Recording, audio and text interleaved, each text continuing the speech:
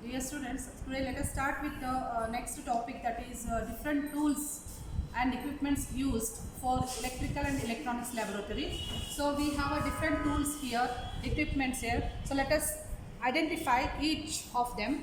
So first let us have a tools to measure voltmeter, voltage, current and resistance here. So this is a voltmeter, analog voltmeter, which measures the voltage.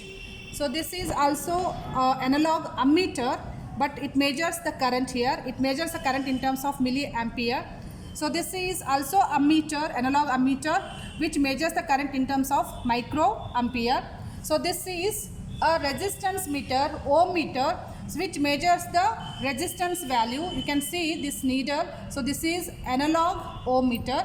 And you can see this is a multimeter. So multimeter does multiple functions. It can measure resistance, current, voltage. You can see the ranges here. So this is a analog multimeter. So actually presently we are using digital multimeters to measure all voltage, current, resistance. So we have digital multimeters in our lab. For each experiment we are using these digital multimeters. So these are some different varieties of digital multimeter. So this is one type.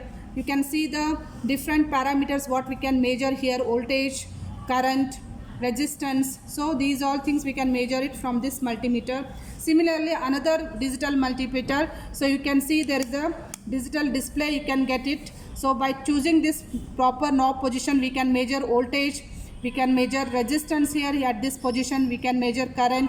So like this. So this is another digital multimeter. So in this different parameters we can choose to measure here. Next is to measure only inductance, capacitance and resistance. We have a LCR meter. So L is for inductor. We can measure inductance by putting this knob in this range. Then capacitance here through this range selection.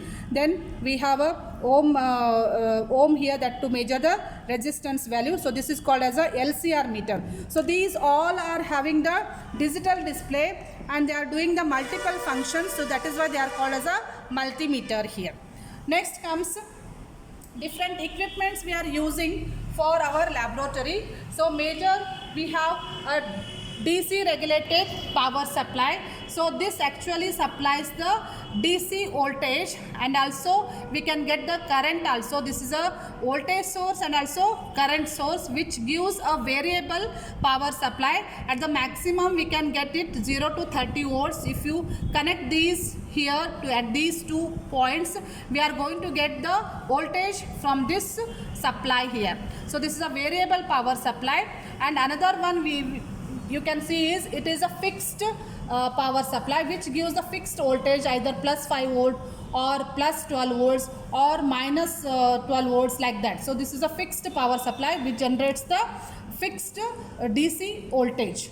Next is to have a higher voltage supply, that is in terms of 0 to 300 volts, we have this DC power supply. So this is an analog DC power supply. You can see that it is having a display of analog one, and here these all are DC power supplies here.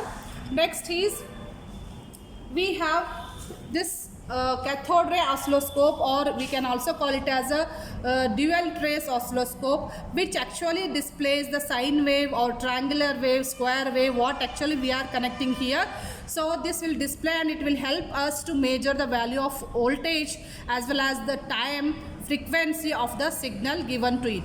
So we can make use of these 2 channels here for the connection. That is what is called as a dual trace oscilloscope. So for this we can give the signal here from the signal generator. So this is also called as a function generator. So this can provide 2 megahertz maximum signal frequency. The signal may be sinusoidal signal, triangular or a square wave. So those signals can be generated by using this waveform option button here, and we can select a different range of frequencies by using these switches here, and we can vary the amplitude of the signal by using this switch here. So this is called as a signal generator, which actually generates different types of signals.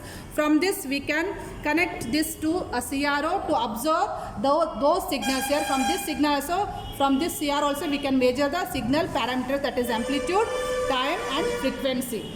Next here we have the digital. For digital experiments or for digital signal, we are using the digital IC trainer. On this trainer we can connect the ICs here and do the connections, and we can conduct some digital experiments. It is very user friendly to connect and check the result. So these all are LED display here. From this we can check the result here. So this is a display which gives BCD to decimal result. So this is a mono pulse, and here this is on off switch.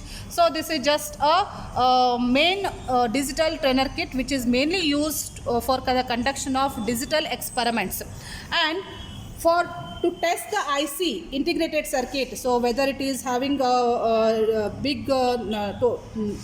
big numbers of pins or a small number of pins, so accordingly we can connect those ICs here. We can test them for the working condition.